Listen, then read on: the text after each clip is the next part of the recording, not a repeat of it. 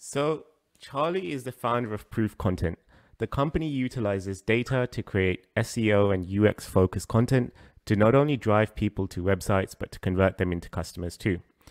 So get this, the company has over 150 writers and can create engaging content quickly in almost every industry. Clients include Boots, Empower, Foils, and a whole host of others too. I invited Charlie to this show. I want to know, what is AI and are they going to take over the world? But you know what? Before we even go there, I have a confession to make, because for a long time, I thought your name was Carly and it was too old to ask. So I was saved because someone else we know said, oh, it's Charlie. And I was like, who the hell is Charlie? Oh, that person is I.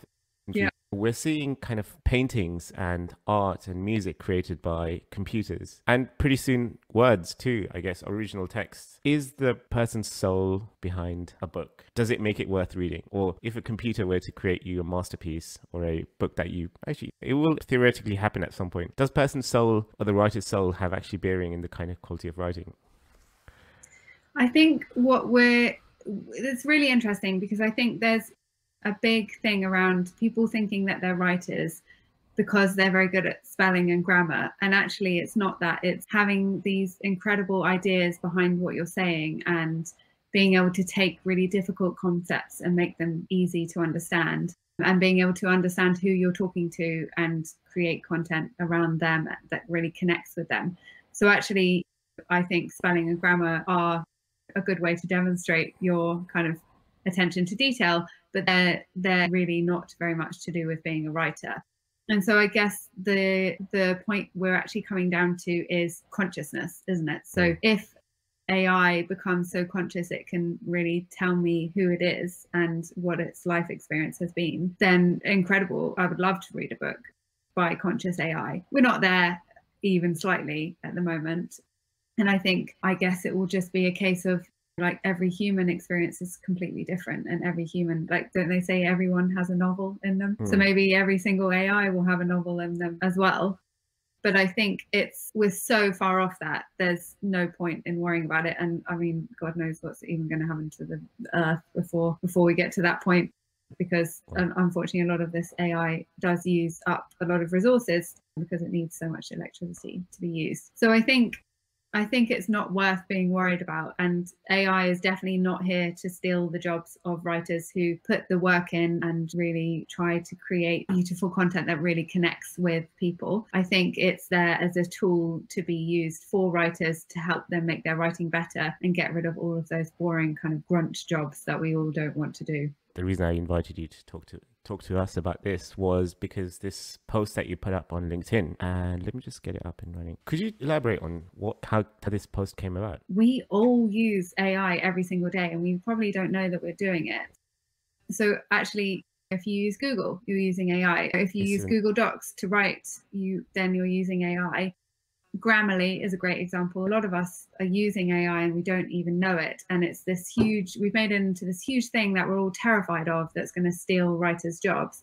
And actually it's not, it's helpful. You mentioned in terms of like the quality of the original text or whatever's been created by AI, it still has a long way to catch up to the kind of things that you and your writers produce. You know, like, do you see this as something that you can utilize to aid your current, or is it still a long way away from that? We were just having this discussion this morning actually in the team, that creating a few words is so much more difficult and much more time consuming than creating an 1,000-word article, because there's so much detail has to go into, and so much has to come out of those 4 words for a slogan, let's say.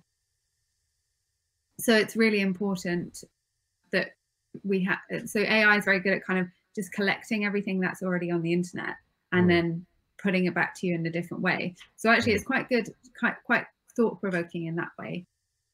Then there's the content ideas. So just looking at what other people have written, and there's something called skyscraper content, which you take what's available on the internet on a topic and you build on it. What we're now looking into is whether AI can kind of fill that gap, and what inputs do we have to give it. So there's so many ways it can be helpful, and it's not taking over the job of a writer, because no company can afford to pay writers to write 4,000 pages a week. Maybe Amazon, but not really many companies.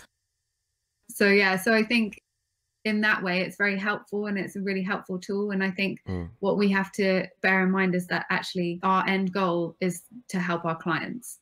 So if that means that some jobs that could be done by writers have to be taken by AI, great, they have more time to do the kind of thought-provoking stuff.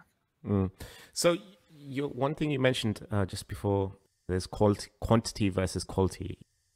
I mean, AI machine isn't going to be able to give you the slogan "just do it" or any of the other famous copywriting slogans that are out there. So like, what could right now, as a small business owner, how could I use this tool to help me? So I think probably the best thing for you as a business owner, I think it's very important that your content comes from you rather than from your business. What people buy from a small business is they buy from the owner, right? So a lot of it needs to be your points of view and your ideas. So AI can bring up topics that you might not have thought about, but actually you're like, actually, yes, I do have a very strong opinion on this. And I think it's important that people hear what I have to say on this. And it doesn't have to be to do with video content. I obviously you know this, but on LinkedIn, people care about your personal brand and what you stand for and what you're saying, rather than just your thoughts on video and kind of selling your services. So I think from that respect, it needs to come from you, but AI can help you kind of create content ideas. So I think it's a good tool, but it's a tool. It's not its own entity yet. My last question, Charlie, is in terms of like, so much of good copywriting is about emotive content, which actually touches the heart or the feelings or touches the nerve. Is it possible to train a non-human entity to be able to create content that could do this, like without just using trigger words, but with someone who has complete mastery over a topic, can actually say to you, look, if you do X, then you will benefit, gain, profit, things that will kind of get your attention. Can a machine realistically be able to kind of synthesize this and come up with something original and new?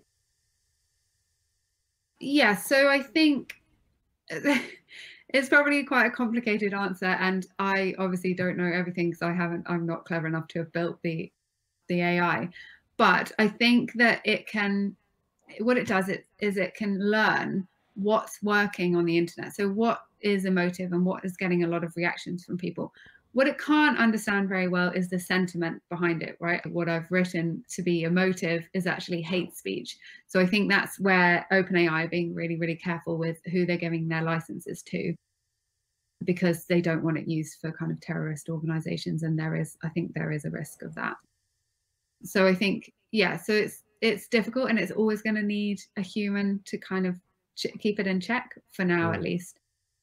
But yeah, it can put together patterns, and it can find words that resonate with people, and it can then see the links between that and another post, and it can weave those two things together to create something better, or at least different. But it can't kind of understand the human condition, and it can't come up with anything unique. It's a bit like they say if you put a monkey at a typewriter, eventually after infinitesimal years, it will write Shakespeare. It's a bit like that. I keep thinking about that. I think it's like in an infinite universe, this has happened. This conversation's happening, and it's taken a different turn. Here, you could be not ginger. You could be ginger. I could be bald. Yeah, and in that universe, it's all accepted. There's no bold, people don't see your hair as an indicator of who you are and base your whole personality around it. I'm not bitter about not having hair. But look, Charlie, how can people get hold of you if they wanted to find out more and reach out to you? So probably the best thing is to contact me on my LinkedIn page. You can email me at charlie@proofcontent.co.uk. It's Charlie with no E, which I think is why Scott got confused and thought I was called Carly. So it's CHARLI. Thank you so much for having me. Thank you so much for your time, Charlie. And we look forward to hearing from you very soon.